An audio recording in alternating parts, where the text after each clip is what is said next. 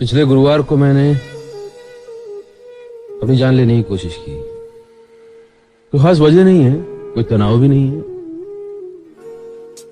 मन ऊब गया है। अजीब सा एहसास है मन में, अजीब। जिस रोज नया दिन निकलता है मैं वही पुराना हूं, दुनिया वही पुरानी है, वैसे ही चली जा रही है। नींद तो आती है ठीक से? नहीं आ रही। कितने दिन से नहीं सोए हो? 4-5 दिन से। 4-5 दिन। आखिरी बार ठीक से कब सोए थे?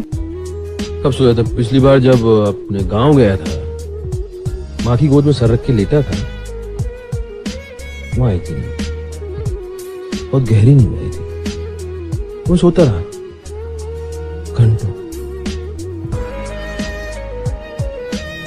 नींद तो माँ की गोद में आती है डॉक्टर साहब।